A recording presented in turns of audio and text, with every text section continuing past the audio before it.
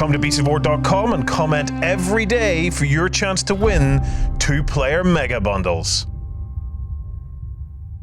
So I'm here with Igor. You're going to be one of our trainers for the weekend.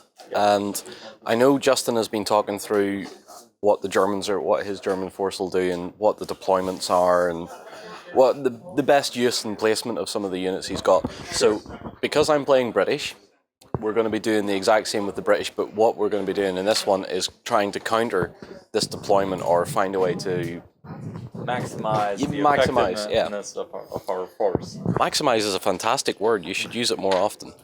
So, so we have the British over here. We have our 10 Grants and our 6 Crusaders, our guns as well there as well. So you've went for he's built something different.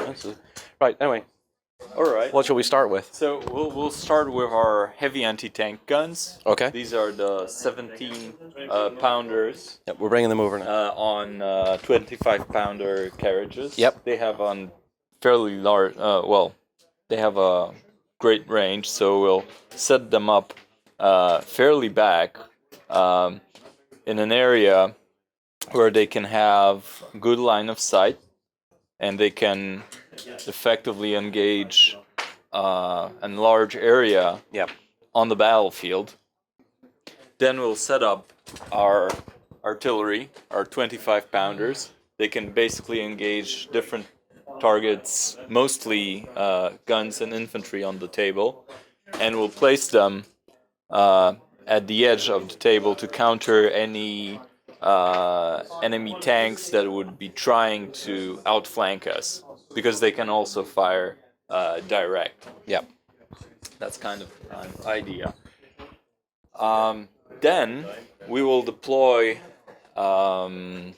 our Crusader tanks, which are mobile. We will hide them behind the buildings here. And once there's an opportunity, we'll try to outflank the enemy. But the most important thing is these tanks are fairly lightly armored, so we need to hide them so that the enemy cannot engage them easily. So they're faster, but they don't have as big a hit, and they're not as well armored. They couldn't take a hit as well. Exactly. Yeah.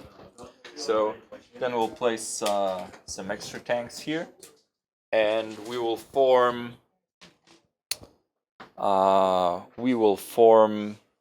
heavy center with our tanks, but we will also keep them outside of line of sight for the beginning of the battle.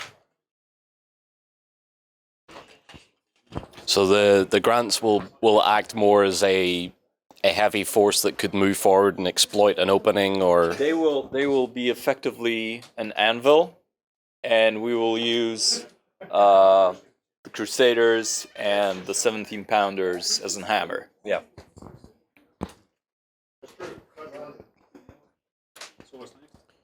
So just trying to figure out where he's putting the last ones. We need to, put some of them on the table where they can hide. So essentially, the deployment we have here is sort of you've got mobile stuff out on the wing. On one wing, you have what I would call area denial. Exactly. So you have good fire lanes with the 17-pounders. If these Panzer IIIs want to move, they're going to have to survive this, essentially. Exactly. And then if the majority of the forces moves here, we will also counter with our tanks moving from the center onto the right flank. Yeah. So if these tanks come over to the flank, we have the 17-pounders that will have good fire lanes, for example, through here, and you'll have the 25-pounders that could fire open sight over to that direction as well. Exactly. And then obviously you'll just exploit with the Grants or the Crusaders up around to the other flank, maybe tackle the Panzer IVs over there and the 88s. Exactly. So envelopment, essentially. We're just driving up and trying to either bait Justin's tanks towards into the field of fire, or just more than anything, I find it's just flank denial. Yeah, it's definitely flank. Well, if the enemy will concentrate on the other side, then we will try to move these guns, but it will only be very slow. Yeah. But anyway, the British have a slight advantage in the mobility of their Crusader tanks over the German Panzers. Yep. So we'll see how it works out. Yeah.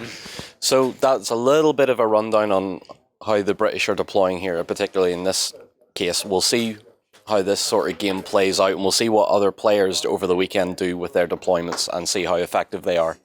So that's it for now. We'll see you again soon.